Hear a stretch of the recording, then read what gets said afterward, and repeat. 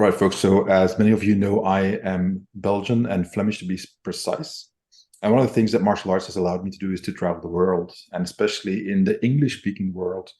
They sometimes had some trouble pronouncing my last name. So, for those who are curious, it's Demeere. So, I'm also very happy now to have a guest who's also a martial artist. And I just want to know, Jan, how do people pronounce your name in the English-speaking world? I've heard many versions, but the right way to pronounce it is Quaeyhaegens in English, Jan Quaeyhaegens in het Vlaams. But yeah, I've heard many different versions. I fought in China once, and then they completely butchered it. But I've had Belgians mess it up, and English speaking, of course. But yeah, it's a difficult one, so I understand. Yeah, it's always funny when people they talk to us about that, and I have to explain to them that Belgium is a little bit different because we have three official languages. So you and I are Dutch speaking natives, but French is what they teach in school, and there's also German, which is a smaller part of Belgium. So for many of us, English is a third language or even a fourth. So we're kind of quite used to pronouncing different types of names and words in other languages, and it's always funny for me to see that some people like wait, what, you speak a different language? Mhm. What kind of name is that? What kind of name is Wim? Yeah. So it's that's why I wanted to just put the record straight so that the folks who are following you from abroad that are listening now, they know how you like to have your name pronounced. All right. I watched a bunch of interviews that you did over the years, and what struck me the most is that you started, let's say, relatively late with martial arts. You did water polo until you were like 16 years old, and Yeah. then you got into MMA. Water polo is a rough sport. One of my students used to do that, and he's still in a swimming club, and I said that there's one guy had his nose broken like 9 times. Was that your experience as well with water polo, or was it a little bit, less extreme?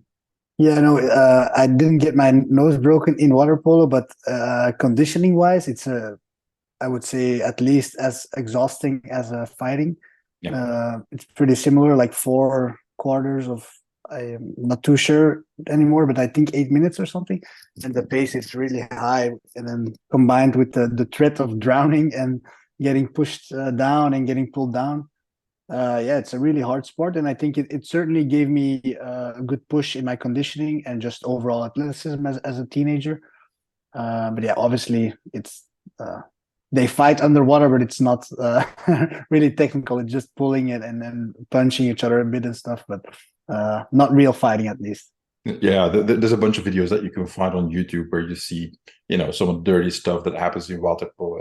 It can get quite extreme, like, elbowing people in the face Yeah, and that are yeah, swimming up behind you and stuff like that. So that was a good preparation for you for the rest of your career. yeah. What made you quit water polo and then just switch to MMA like that? Yeah, at that time, I was doing the sport water polo just for fun. I did it together with my brother. I liked doing it, but it wasn't too serious for me. I was a teenager. I got in that age where like you want to go out and hang out with your friends and go to parties and stuff. And because the our team was pretty limited, so I was with like cadets or something, that age group. But I also had to do the competitions together with the adults, and it was just very demanding on me. And I didn't really have the inner drive to train as much and be on the weekends, have a competition on Saturday and on Sunday and stuff. The trainer really tried to push me, and that was obviously a good thing. But I just wasn't in that headspace, right, to commit so hard into a sport at that point. So I took then, yeah, I think 2 or 3 years off of sports completely, and just kind of got on that path of going out a bit too much and yeah, doing stuff with my friends, and then got back into MMA, discovered it then, and then at first I tried it out when I was like 16 or something, but then same time period I wasn't committed enough to really go for it then. And then when I was 18, I finished high school, found that gym again, and then pretty much from the start I got into it very seriously. I really liked it, and I just felt like this is a good thing for me to do to keep me away from partying and doing dumb stuff. and just having something to focus on, which is, I guess, really important as a teenage young adult. Yeah, it's I had the same thing with my son who at one point, you know, he trained MMA with me and he wanted to compete, but unfortunately for due to, you know, a hip issue, he couldn't continue down that path. He does BJJ now, and you know, he has to be careful with some guard passing stuff, but otherwise he can train, you know, relatively well. So and it's like you said, it's not easy at that age to just, you know, commit to something like martial arts, combat sports. It's a no compromise sport, meaning that if you don't train well and you start competing, that's you're literally playing with your life. So a No, certain level exactly. of commitment is absolutely necessary. Was Exactly. Yeah. was that something that you found that you very quickly realized? Because what I've seen as a teacher often is that, you know, people sometimes they want to compete, but then and then I'm like, okay, you need to do X, Y, and Z and prepare accordingly because otherwise I don't let you compete. And they don't take it seriously enough. And like, oh no, it'll be fine. I've had a few fights in school or whatever Mhm. or on the street, so I know what I'm doing. I'm like, no, Yeah. that's not what it's like. No, no, no. Um, so did you really get that mindset? And I want to talk more about mindset later, but did you Yeah. easily get into that mindset? Okay, I have to take this seriously, you know, not just offense, but defense as well. Footwork is important as opposed to just brawling it out like a lot of beginning MMA fighters do. No, for sure. With me, I was in the kind of the similar simulation where I was 18 years old. Had been in a few fights. I thought I could fight, and then I came into a gym with people who really train and know how to fight. And I not that I had like a big ego, but I was made aware of my lacking skills pretty quickly, and I also really accepted that quickly, and that's exactly what motivated me to start training. Like, this is a big gap. I want to learn this stuff. What is this jiu-jitsu all about? I'm getting mauled on the ground. So that kind of just sparked my interest of really following the sport, and then I took it pretty seriously from the start. Actually, yeah, pretty much just training every day, doing whatever the coach asked me to do, and then doing all the extra conditioning workouts and stuff on my own. And in the beginning, it was kind of hard. Like, I trained 5 days a week for several hours a day. But then on the weekends, I would still go out and stuff in the beginning. And then, yeah, when you come back to the gym on Monday, you get your ass beat again because you haven't slept in the weekend and you drank and stuff. So that also just made me like lock in on that lifestyle as well. So when I got my first fight planned, it was like the first time where I really went like 8 weeks, clean food, no going out, no drinking, and now that's more of a lifestyle I always live. But back then it was a big change for me.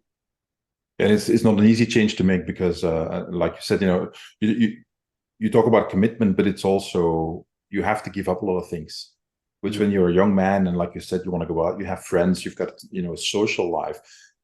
It's not like you can't ever do anything, but if you're in training camp, that kind of stuff it just goes out the window.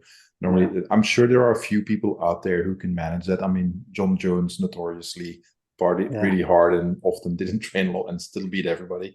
But for most fighters, I think just this lifestyle, this switch of going towards, okay, I have to eat clean, like you said. I have to train. I have to, and most of all, recovery is in my opinion the most important aspect of being a combat sport athlete.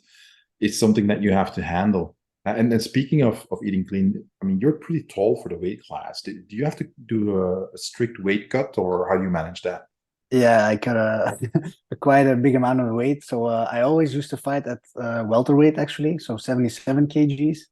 I had one fight at middleweight, actually, even in the beginning of my career, and now I fight at lightweight. So my walk around weight, if I'm uh, training consistently and just eating relatively clean, like I do year round, I weigh around 83 kilos. Um, then I lose the fat to get to 79 something, and then the last week I do around 8 kilos still. Yeah. So yeah, that's 20 pounds in the last week. And Or have you so. found that it has gotten better to manage that weight cut, or is it becoming more difficult as you get older? Um, I only started at lightweight 2 years ago, so my Okay. last 4 fights now have been at lightweight, and I've always been really interested into the science of it and stuff, and into nutrition and training methodologies and stuff. So my methods certainly have gotten a lot better, and I am cutting a lot more weight than I was at welterweight, but feeling better as when I did it back then. But yeah, I can't lie, it's not enjoyable at all. And I'm really like at what I would think is like a safe limit of doing it in a responsible way, and I gain all the weight back and stuff. Yeah. But yeah, it's unfortunately a part of the process. If you want to be competitive at the higher level, you have to also have certainly not a size disadvantage. So I think I have a good frame to fight at lightweight, and I can manage the weight. I'm too small for welterweight as well, so I'm right at that level where it's hard, but still safe, I guess. Yeah. Yeah. Like you said, you've got a lot of advantages if you can stay at that weight class, because you're pretty tall, you've got a good reach, and watching your fights, there's some stuff, and I wrote this down. What really impressed me the most is you got good footwork.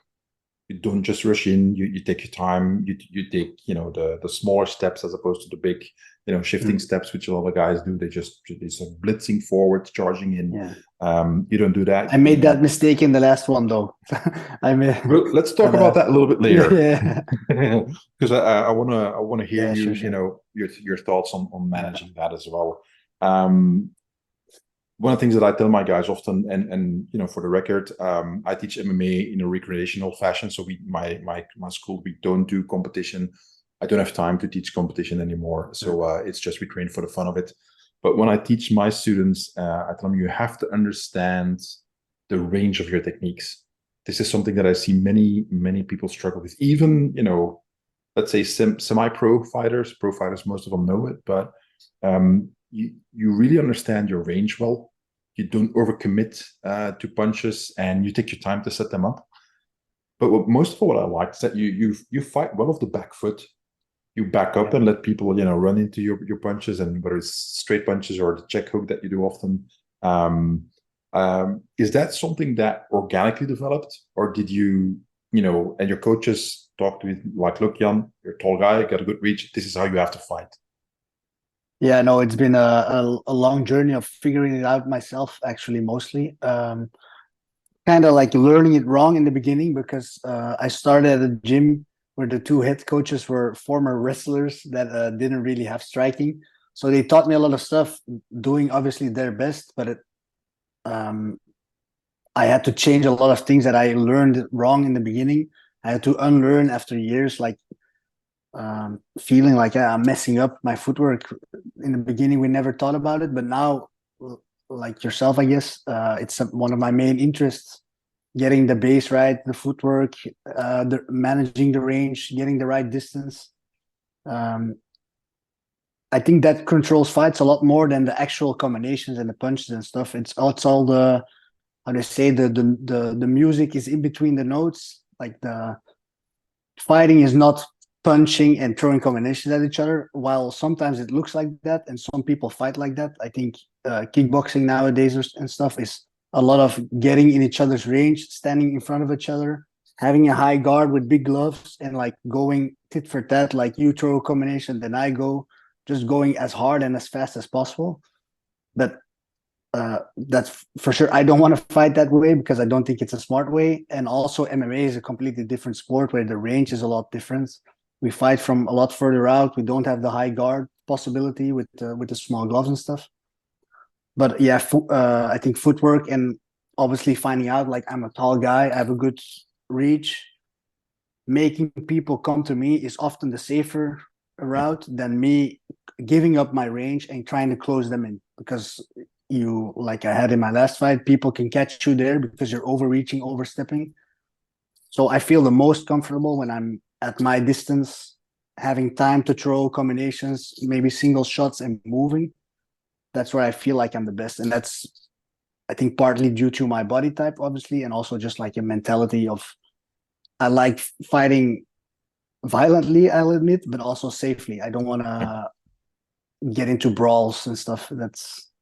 I like watching them sometimes, and I don't mind. I'm ready to do it if necessary, but that's never my plan when I'm going into a fight. So Yeah. Well, and the brawls are fun for the audience, but they're not that great for the fighters. And no, you've got guys who specialize in becoming brawlers, like I mean, Justin Gaethje for the longest time was just a brawler, and I mean he hit really hard and knocked a lot of people out, but he took a tremendous amount of punishment. I think the first fight where I really saw him get more tactical and strategic was when he fought Tony Ferguson, and basically, you know, made Tony suffer for rounds and end until they finally stopped it. yeah, So developing this kind of thing where you think in a more strategic and tactical fashion, like you said, you don't want to get hit.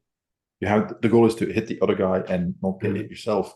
Now that is a difficult goal to achieve 100% of the time, but you should keep on trying. I keep telling my students, like, okay, keep your guard up. Always try to protect yourself. Defense before, during, and after a technique, not just before and after, but during as well. And it's all those things, and like you said, not overcommitting. Like, I mean, I saw you throw a check hook a few times, and not necessarily just a short one, but a longer range as well, and landing it, but you didn't overcommit to it. Now, and then we take Luke Rockhold, who loved his check hook, but used it so much and tended to overcommit, and he got knocked out in his last few fights in MMA because of it. So it's this fine line between doing it right and doing it a little bit too much or not enough, and then you're exposed again. I kind of had the same experience with my check hook. I never really got caught with it in a fight, but I started throwing it too much in training, and people were coming over top of it, just like trying to draw it out, knowing that I would throw it and then coming over the top with the right hand. So I kind of stopped doing it a bit, and like focused on more giving up the range, like moving backwards and then catching them coming in. Because that's the thing, like you want to have options, not habits, and I want to have like choose the check hook if I see the time is right, but not just throw it every time I see someone coming in leaning back, like Luke Rockhold started doing. Like every time, if you throw, it doesn't matter how good your technique is or how effective it is. If you throw it every time and you have a habit, people are going to catch you one time. So yeah, you got to have the variability. Yeah, what I tell my guys is that you want to develop skill, not just technique. And skill is using different techniques and knowing variations and so on, and knowing when to apply them and when not to, as opposed to and I'm sure you've seen this in the gyms that you train at as well, when somebody is not a beginner anymore, but they've been training for a while, and they find out, like, okay, I'm good at this, I'm good at high kicks, I'm not good at low kicks, I'm good at a few techniques. And they try over and over to do that same technique. And they're like, dude, I mean, I can see it coming from a mile away. And you start punishing them. And then at first they don't get it. They're like, but this technique always works for me. Well, not against this guy, because he has more experience than you, and he can think beyond doing what you like to do, what you're good at.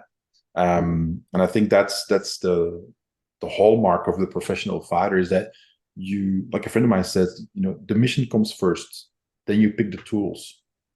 In your case, the opponent comes first. What does he bring to the table? And then you're going to have to decide, okay, what do I need to do to beat him? And the techniques that you use will be adapted to the one in front of you. Now, I know there's some discussion about that. Some fighters say, like, okay, well, no, I don't care. I don't watch footage of my opponents. I don't care. I'll just be my best self and do whatever I want to do. So do you watch footage of the opponents, or you're more in the other camp?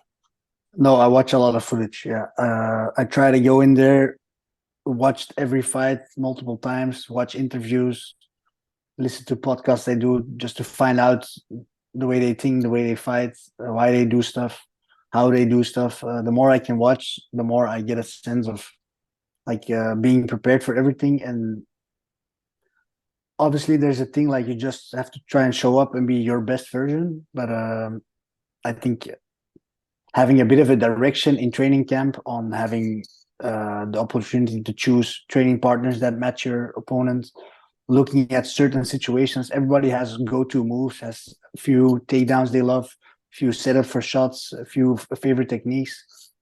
Not that you have to start like thinking very passively and just dealing with him a lot. But Yeah. habits are there with everybody, and I think you can expose people on that, myself included. Everybody does stuff.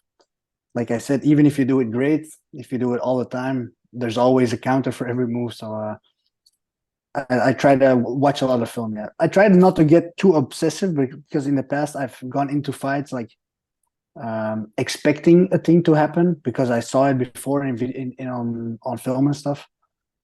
So I can let that go now. I can just go into the fight knowing, okay, I prepped for the guy. I know what he does, and now it's up to my instincts, and I just go in there. Because yeah, expecting something to happen in a fight, you can have luck, and it really goes that way. But it's so fast in there. It's so unpredictable. You never know what he's gonna do. Even if it does the same thing every time, it still can be different. So I prepare for the unexpected, but I expect chaos every time. Yeah, I think that's a good way of looking at it. And speaking of chaos, I mean, I really like your ground and pound because you use your reach well. But what you often do is either you go in, you remain standing, or go on a half kneeling position and use your reach well, as opposed to what you see a lot of guys do is they see their opponent on the ground and just dive on top of him, and they get into a grappling match that they don't want to be in, and or he recovers, and um, um, these kind of situations happen. But I think that's just a matter of being more tactically aware and like planning it more, like your ground and pound. What I've seen some fighters do is the approach they seem to have is they train ground and pound, but not really, okay, when should I and when shouldn't I do it? When should I close with the guy on the ground and how will I do that? Like, classic grab is, swing his foot, his leg aside and come over the top with that, the big right hand or left hand, as opposed to, no, I'm just going to kick his legs or I'm going to make him stand up right away because I don't think he's, out of it enough for me to finish him on the ground. So how do you approach the ground and pound? How do you view that? Yeah, it's a big part of my game actually. It's something I'm very interested in because I think it's a part of the game that, like you say, is very underdeveloped. Yeah. We work a lot on the standing throwing combinations, like being accurate, trying to hit the chin, um, different setups to get people's hands away from their guard and then throwing over the top and stuff. We do that a lot standing. We do pretty much every day. And then for some reason, the ground and pound just becomes like, okay, it's like a conditioning drill. Just pound some shield or a bag on the floor as hard as you can. Once the guy gets to the floor, just start wailing shots at him instead of having the awareness, like you're still wearing 4-ounce gloves. The guy is still there. If you just pick your shots a bit, and like try to predict where he's going to move by giving him only certain options, you can make people's lives miserable on the floor with effective ground and pound, and then control without using your arms too much. So controlling as much as possible with your legs, or just like having one arm to use them as control, so you always have one arm free to strike. So I think it's a combination of like you said, not going into the grappling game, the jiu-jitsu game, where you focus on now I'm passing guard, I want to mount, like side control is better than half guard and stuff, like jiu-jitsu mindset. But if you stay into the MMA damage mindset, it's like I want to sit on a guy's leg, he can't stand up, and I can punch him now with two hands instead of like having to hold him onto the floor. So my focus on the ground in amateur days, because back in the days you couldn't do ground and pounds in amateur circuits. But then once I got into the pro circuit, people started punching. I was a good guard player with my long legs and stuff, but I quickly learned you have to get on top and try to do damage, because jiu-jitsu is a fantastic sport, but you can't play that game in the cage. You have to think about the punches and stuff. A good example, I think, of that is Michael Chandler, who's he's very small for his weight class, but he's very explosive. I think it was the Dan Hooker fight where he catches down with this really long right hand, if I'm not mistaken. Dan goes down, and you see Chandler just not diving on top of him, but at one point he's actually sitting on his knees. He's kneeling. So I teach lying, kneeling, half kneeling, tall kneeling, and standing positions for ground and pounds. And and I told this to a lot of people, and it's kind of similar to what you said, is that MMA is still a very much developing sport. The UFC is about 30 years old, so it's very young as a sport. And if you watch UFC 1 and then the latest one, you'll see a huge difference in how things go. So this is what makes it exciting, because it's constantly changing, new techniques, new strategies, new tactics. The athlete, just the performance physically has changed tremendously in the past few decades. And now I think you're one of the generation who actually starts with MMA directly, as opposed to all the guys, like you said, your coaches, they come from wrestling, other guys came from Muay Thai or kickboxing and had to learn how to blend it all together. But now a lot of people start that way right away. I think there's still a lot of development in ground and pound that can be done, going away from this mindset of, okay, I'm just going to punch him in the face a few times. If I fall on top of him, that's fine. I'll just go, continue with the grappling and try to hit him from there. And I'm like, you had a huge advantage here, and then you lost it. And a good example was when Chandler fought Oliveira, and he knocks him down in the first round. And I thought you'd see the punch, and you're like, okay, this is over. And Oliveira recovers, and he starts just moving his head out of the way, and does a pretty good job. And then, he wins in the second round. But it's this constant evolution of the sport. I think that's the most exciting part about it. Now, when you look at when you started, as opposed to what the sport is like now, how did you experience that evolution as a competitive fighter? Yeah, the big thing is indeed, I feel like we're in a time now where people are finally starting to get, like, we have to train MMA as a new sport instead of doing I do kickboxing in the morning, jiu-jitsu at night, and then with the sparring and stuff, I try to blend it together. All the arts have stuff we can use, but as long as we keep looking at it as all different arts and blending it together, we're never going to get to the highest level, I guess. So all the grappling you do should be with punches in mind. You train techniques that only work in MMA, because we just don't have enough time to do everything, to become a master at everything. It's just not possible, and also not necessary, because if you go to freestyle wrestling class, which I love to do, but I can't put a percentage on it, but probably 20% of the moves they use in freestyle are very effective in MMA. So those 20% we have to focus all our time on. We don't need all the fancy stuff, the throws, the ground situations. It's a lot different. We have to look at MMA as a whole, do as much, all blended together. I think that is a big evolution, because when I started, we all did BJJ in the gi, and then we just did MMA sparring, didn't really know what to do. And now MMA has become a complete sport, and you see that we have amateur guys at the gym now. They started in that system of blending it all together, and their level is so much higher than where I was as an amateur. So I think the future looks bright, but we have to get out of that mindset of, if you want to get better ground game for MMA, just go to your local jiu-jitsu gym, because you'll waste 50% of your time doing stuff that helps you on the ground, obviously, but will not help you in an MMA context. And that's sometimes hard, because the infrastructure isn't always there to have like these real MMA teams that, with a coach that is knowledgeable in all areas, that can really blend it all together. But I think that's the evolution we're going through now, and you see the level is rising every year. So and I'm sure it's going to happen. It's bound to happen, because the sport forces it upon you. I mean, the days of you could just be like a Muay Thai fighter and have a good sprawl to keep the guy from shooting on you and then keep it standing, those days are over. That's gone. So but speaking of grappling, I mean, typically when against the tall fighters, what opponents would try to do with you is just close the distance, either and work at close range, or take you to the ground. But you've said before in interviews that you were very comfortable with the grappling at first, that became very natural to you, and then afterwards you said, "Oh, I need to make my stand-up better," and now you seem comfortable at all ranges. Have you had opponents that gave you trouble on the ground, or were you like, so far it's been been pretty much okay. Yeah, no, I've had two losses by submission, so I can't say nobody has given me trouble yet.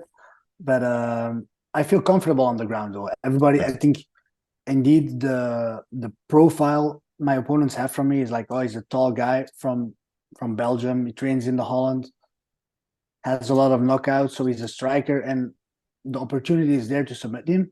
But I've been training jiu-jitsu from the start. I love it as well. Like you said, I was really comfortable on my back in the beginning, so I was guard player, a lot of arm bars and triangles in the beginning. And now, yeah, I train with some of the best jiu-jitsu guys in MMA every day. I like to wrestle, so I'm very comfortable on the ground, and that is a certain type of MMA grappling, they call it. I'm a blue belt in jiu-jitsu, but I've been a blue belt for 10 years. I don't train in the gi because I think about the ground and pound constantly. I think Yeah. about wrestling, having a top game, having good position, and that comes maybe at the expense of having a lot of threat with the submissions. But I can keep guys on the ground, hurt them there. I'm good at standing up. But yeah, obviously everything is to improve, and I'm sure that I'll be doing jiu-jitsu hopefully till I'm really old and broken. But since just because I love it, not because I think it's a huge gap in my game or something. Well, and you mentioned it before as well that you lost to rear naked chokes early on in your career, and that gave you the drive to learn how to defend it so much better, and maybe that's the reason why you're now more relaxed with your striking as well. Is that that okay, if he goes to the ground, like you said, you used to be a guard player, you're comfortable there.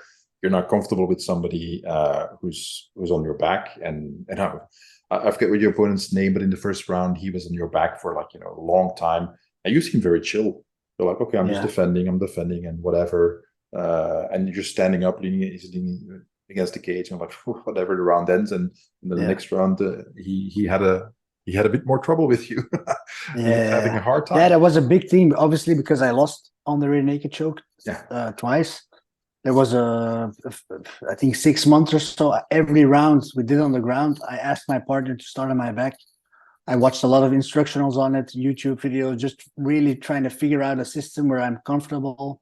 And obviously just getting the reps, all the volume of different people with different tactics and systems, trying to attack the back. And that's the only way to like get rid of like a bad habit or a weak spot in your game is just a lot of volume, and obviously not just volume without knowing what you're doing, but like drilling certain stuff, asking questions to good guys. And now indeed, when someone's on my back, unless you're like extreme high level black belt back attack specialist, sometimes they can surprise me, but usually if you know the fundamentals and you stick to your own rules, I'm pretty comfortable there now. And that's a great feeling to have in a fight where you have like spots where you're okay, I'm okay now. There's no because you get the anxiety because you don't know what to do, not necessarily because the position is good or bad. It's the feeling you get there that makes you panic and makes you do dumb stuff like I had with those two rear naked chokes. They were on my back. I didn't really practice it back then. I just could avoid it often. And then you start panicking, you give up your neck. But I'll get back to that. But the opponent I just mentioned is Kieran Lister, that you had on your back for a while, and then beat him up. and I saw that fight that you had in China. How is that guy in the same weight class as you? I don't get it, because I mean, he was huge. He's freaking huge. I mean, you went to the ground with him. There's one point I think you've got an either an underhook or an overhook, and you trying to get him over you, and it looks like he just strong armed you. It's like, oh nope, not moving. I mean, he looked at least 15 pounds heavier than you very easily. There was a time it was still at welterweight. I think fight was at, and there was a time where I really wasn't cutting a lot of weight, and he obviously was, and maybe a bit enhanced there in China. So he was certainly strong, but also just more than the physical strength. I just wasn't. I have to admit, I wasn't good enough technically, but also I wasn't mentally ready to take on such a big challenge. Going to China, having a guy, he won the Ultimate Fighter in China, went to the UFC and stuff, and it all got to my head. It was my first like real big fight, and that made me not be myself in there in the cage, in the ring. It was back then because I actually trained with the guy a few weeks after the fight. I was in training camp in Thailand, and he was there as well. So we did a few rounds, just grappling, not MMA. But then, if I was just myself without putting so much pressure on myself, Yeah. I was not beating him, but just handling him really well. Was going back and forth. Yeah. Nice scrambles, just getting close to submitting each other and stuff. So that's where I really felt like the mental part of stepping in there and believing yourself is huge. You can be a great fighter, but if the mind isn't right, you're always going to do perform subpar, I'd say. Yeah. But I want to talk about mindset, but just one more thing about the rear naked choke. There was a recent study that in the UFC, the technique that is most used to finish opponents when it comes to chokeholds is the rear naked choke. Yeah. It's about 50%. So it's by far the most used technique here. Are there any tips that you could give like young upcoming fighters, like, okay, this is how you defend against rear naked choke, like your number one tip or anything that comes to mind?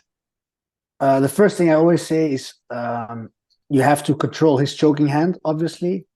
And a big mistake a lot of people make there is trying to control it with the same side. So if I have someone choking me on with his right hand coming across my throat, I always want my left hand controlling the hand, so I can use the bony structure of my arm to keep the arm in place. If I try to do it with the same side, it's going to be muscle, my biceps versus his full upper body, back, biceps, and I'm never going to win that. Even if I have the grip, people are still, if they're good at it, at least they're going to choke you right through. So if you can control the choking hand with the opposite hand, that is already a huge game changer. Obviously, it's going to be a race because they're going to be switching sides and stuff, but controlling the choking hand and having that as your first priority with the opposite hand, that's a huge thing, I think. All right, excellent, excellent. And speaking of mindset, I mean, you mentioned a few times already that that's important. Do you do something specific to develop that, or do you choose go see a sports psychologist, or you talk about it with your coaches? How do you approach that part of the fight game? Yeah, that's also been a journey a bit on myself, but as well, certainly in the team I'm in now in Combat Brothers in Breda, we're all working on it a lot as a team. So the coaches are very invested in the mental part. My teammates are as well. We all like really have to work on it because we're all doing it, and that certainly helps. So we share books, podcasts. We talk about stuff before and after practice. We're in a group of people that are all trying to become the best versions of ourselves that help each other with that.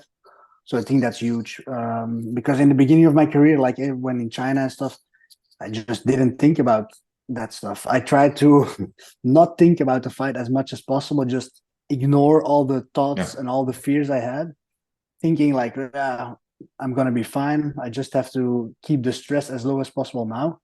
But if you avoid all the fears, once you're in that cage, they all come out and then you're not at your best. So I try to like really work on all that stuff. And that's, I've seen psychologists, I've been under hypnosis, a lot of visualization I do on myself, writing stuff down, journaling about stuff. So yeah, it's with multiple sources, I'd say. I just now, after my last fight, I got into contact with a mental performance coach that works with Israel Adesanya as well.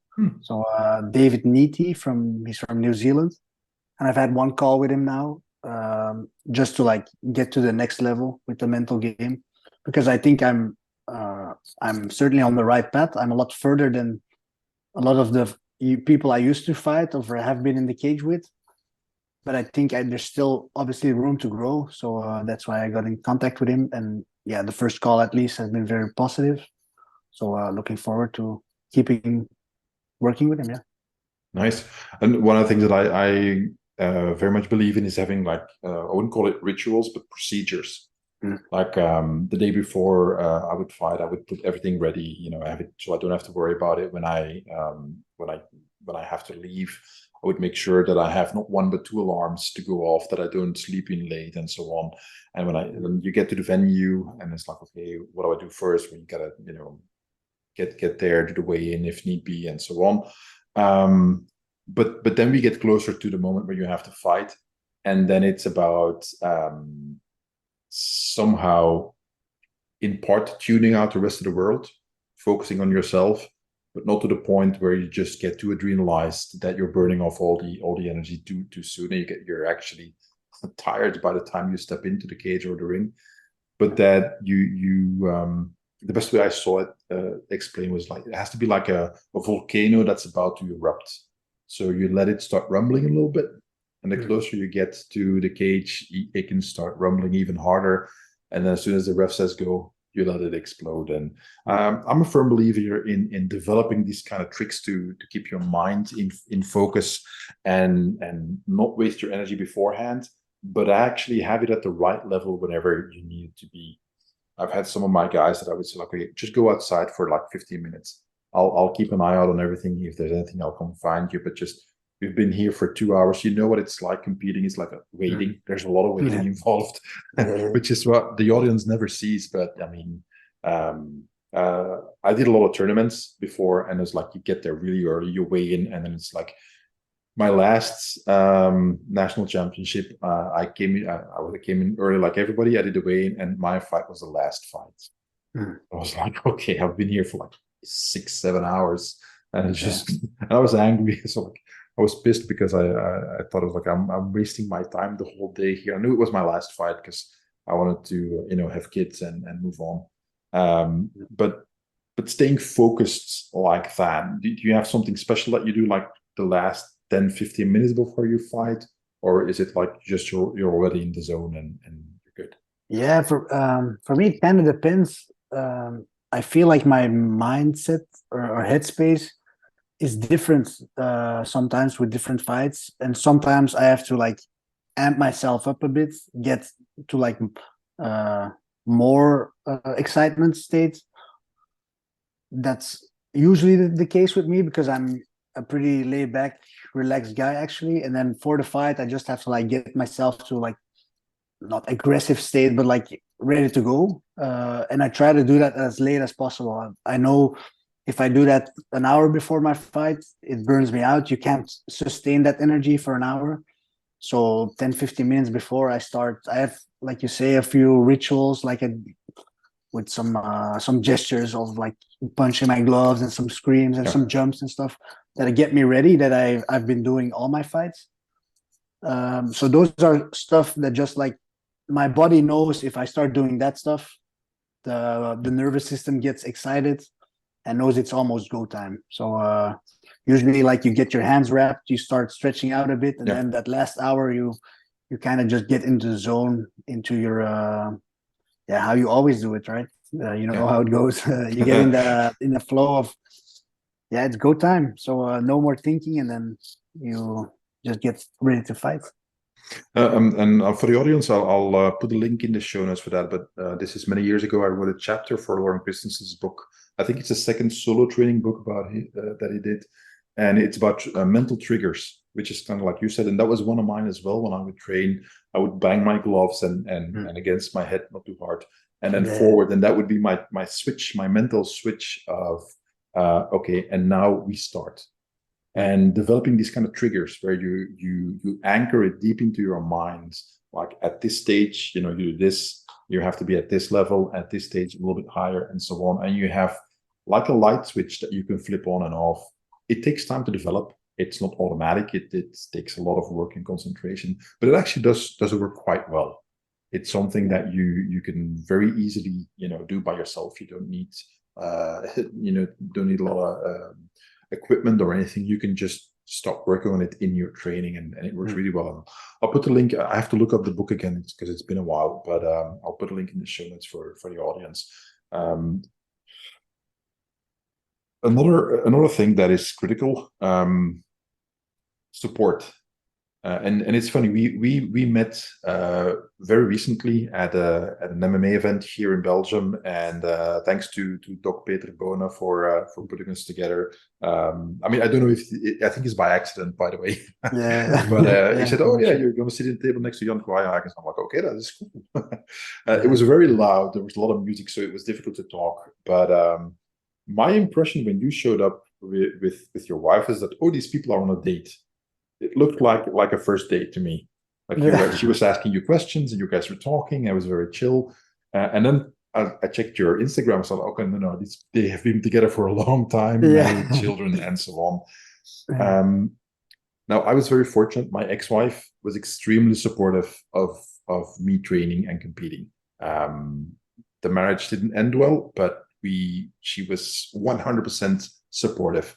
Mm. How's it been for your wife? How is she, because you guys, I mean, she knows you before you start competing, so that's a yeah. big change in your life as a couple. How did all that go for her? I mean, from Yeah, your perspective, obviously. no, yeah, for sure. She's super supportive, and I indeed think that it wouldn't be possible if you don't have a partner that at least supports you in your journey, because it asks so much of a person to pursue this fighting stuff. So you really need a good support system. I actually, so we were together for a year or so while we were in high school still, and then once I got my first fight, we weren't together anymore.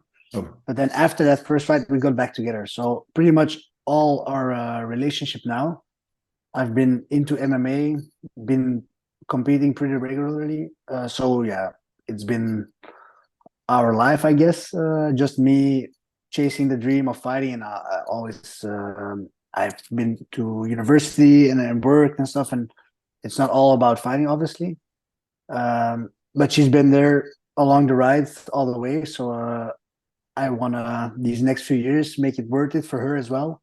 Like really getting to the top where I've been talking about and dreaming of all these years and working for so hard.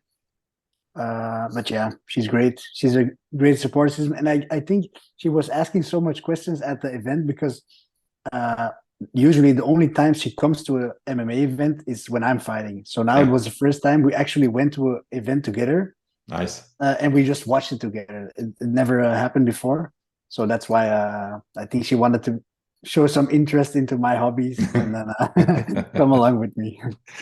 Does she always watch your fights, or she prefers to not to watch them? Because I mean, you saw my girlfriend there, and she told me that I wouldn't watch your fights. I wouldn't want to see Yeah. you get punched in the face. No, yeah, she watches every time. So Okay, now with kids, she's not always there to watch live because it's in the UK often. Um, but usually she's always there. She watches live on television and stuff. But obviously, yeah, it's uh, stressing her out obviously as well to watch the fights. I can only imagine having a yeah. partner that steps in there. So yeah, Shout out to all the wives and partners of all the MMA exactly. fighters out there, because without those people, you wouldn't have as an audience many fighters to watch, because it's a very how to best describe that. If you're a fighter, everything revolves around your training. There's no other way, especially if you want to, if you're a pro and if you want to get far, your focus needs to be, your training and getting to your next fight, beating that opponent, getting to the next level, and so on. It takes a tremendous amount of focus and commitment and sacrifice, like we talked about before. Have you noticed that having children changed things for you in that front? Yeah, for sure. For one thing, so yeah, obviously financially, it's really hard to survive of only fighting. So, and certainly when you get kids, you have to take care of them. Uh, you have to pay for your house and stuff. The years before, yeah, it wasn't that bad, just scraping by, just looking after myself. But once you get kids, obviously that's becomes a big factor, and you start thinking like, yeah, shouldn't I be living an adult life like like my friends, like getting a normal job and just working for it and doing MMA as a hobby and stuff. Um, so yeah, that was a thing. Obviously, like I think most fighters that have kids go through.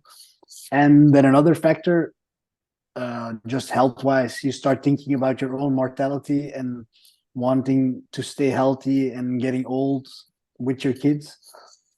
So I got my son when I was 26. So the years before, yeah, I laugh about it now, but we went into sparring like thinking, oh, funny, all the CTE, let's give each other CTE and stuff, like stupid stuff. But then once you get kids, obviously it's, yeah, I don't want to do that anymore. So now I'm training a lot more tactical, technical, a lot smarter.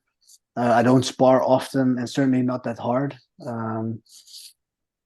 I want to get into fights as clean and as quick as possible. Ideally, not having one punch landed on me. And that certainly comes through my kids, having that awakening, like, yeah, there's life after fighting, and I want to have a good life, a healthy life. So, yeah, the least head trauma as possible, please. Well, I want to talk about, future plans as well, but you mentioned it in the beginning to the loss to Quaeyhaegens. You overcommitted to a punch, and he punished you for it. And you said afterwards, like, okay, that was a stupid mistake, and everybody makes mistakes.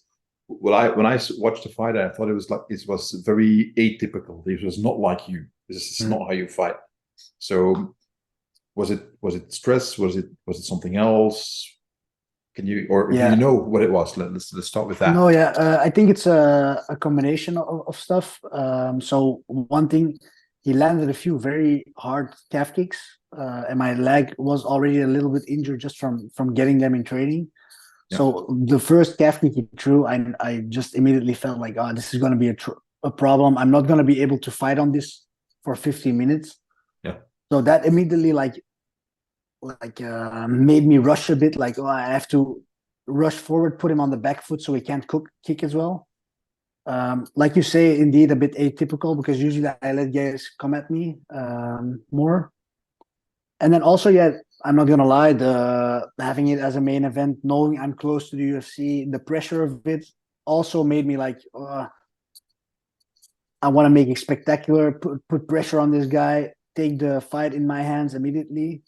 And that combined with the calf kicks would make me like thinking he can't kick as hard if I put him on the back foot, if I put him on his back. Which is not wrong. No, indeed. But yeah, I shouldn't be rushing in like that with a punch, and I usually never do. So that it's just a combination of factors. I think mentally wanting to go too quick, combined with the physical error, like, oh, I have to go quick now, and then I landed a good. So you saw the fight. Obviously, he lands the calf kick again. At what point I decide to I'm just gonna plant my foot and throw the right hand at the same time. Yeah. And then I get a bit greedy, like I'm gonna throw it once more just to put a bit more pressure, so he's gonna stop kicking. And then that was the last punch I threw and he threw. So, but yeah, that's lessons learned, and I will do better next time. So yeah, won't happen again. You touched upon it earlier a little bit, but it's like scraping by as an MMA fighter, that it's not easy, and especially in Belgium, it's like we're a small country, we're a really small country. There's not that many MMA schools to begin with, or events that you can fight us as an amateur or as a semi-pro or a pro. Could you maybe dispel the myth that is out there? It's like, oh well, if you're a pro fighter, you're making tons of money, because everybody thinks like, you're a pro MMA fighter, so you're like Conor McGregor, you got, the Rolex watches, you got the private yachts and so on. And you don't have to name any numbers if you don't want to, but just, maybe from your experience, what is the reality that most young fighters should understand? Like, this is what's going to happen when you go, that way. Yeah. If you're in it for the money, you're in the wrong sport. So taking that as a big lesson. Not until you're in the UFC or one of the major big organizations, and I'd even say top 10, top 15 in the UFC and stuff, you're not going to make really good money where you can live off only fighting. So you're always going to need sponsors, teach seminars, privates, run a school. You can make money in the sport, obviously, but the big money certainly isn't in the fighting itself. Even in the UFC, I think if you get to the UFC and you're not in there for years, fighting in the top 10, top 15, you're not going to be able to live off it. the rest of your life at least. And yeah, for me personally, my first pro fight, I made 100 euros. And now even still 15, yeah, more than 15 pro fights later, it's still, I don't mind talking about it. I get paid 2,000 euros for a fight. So yeah, if you know all the time and money I spent into getting prepared for that fight, all the 12 years of training, I drive over to Holland 5 times a week, food, supplements, training gear, yeah, you name it.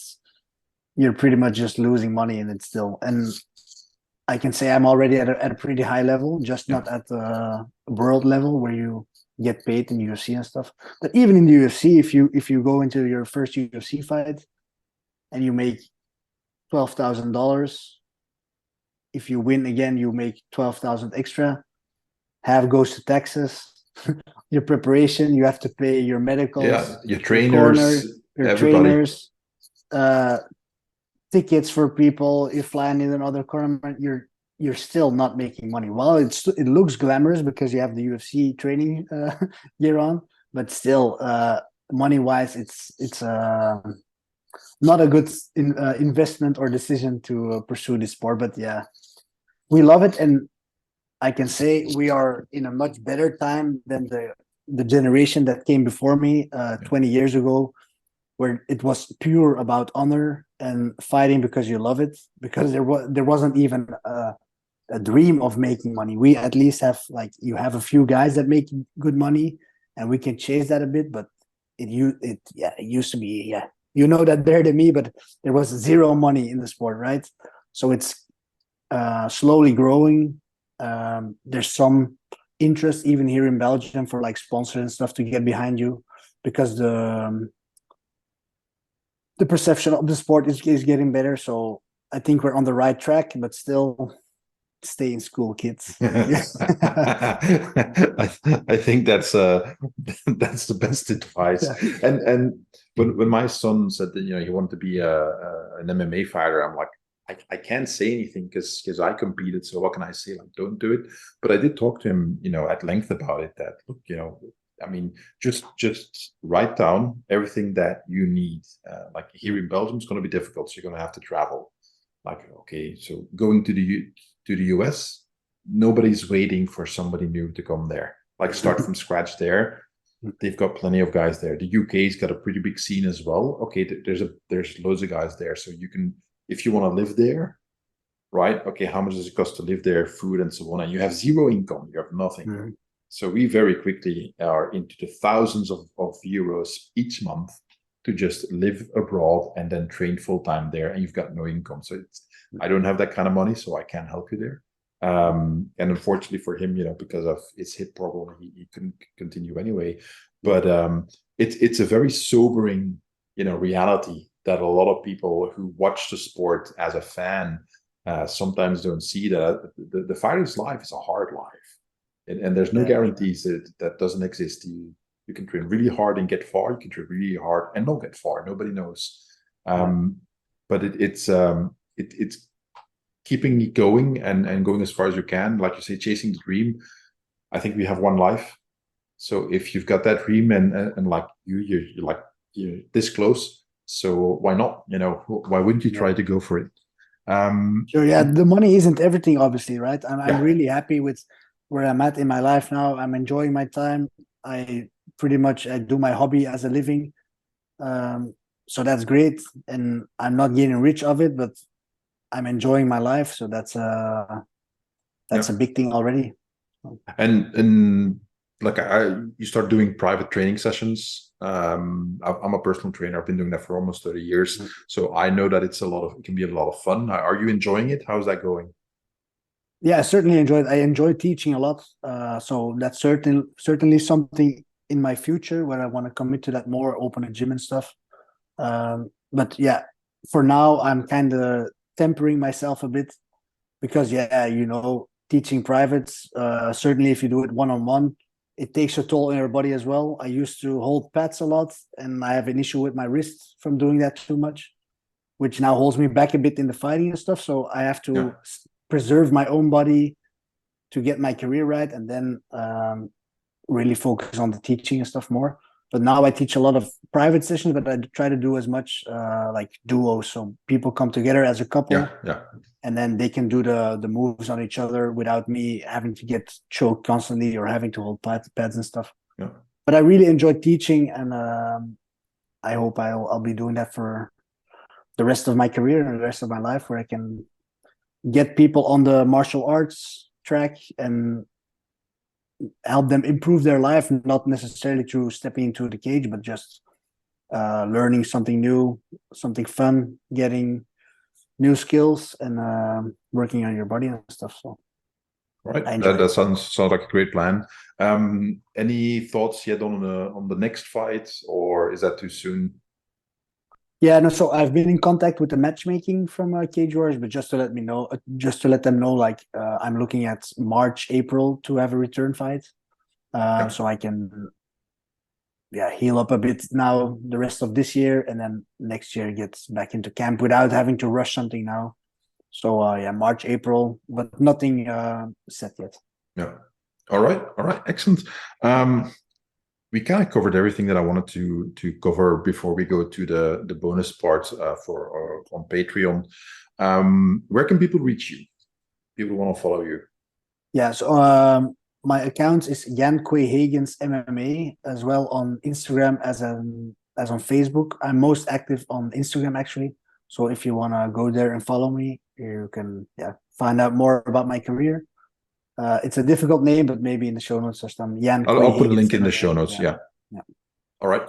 Well, Jan, I want to thank you so much for taking the time to do this. And folks, for the audience, we are going to switch over to the Patreon part, where Jan will answer some very interesting questions by my patrons. I think we're going to have a good time. Thank you again, Jan. Bye. No problem. Thank you.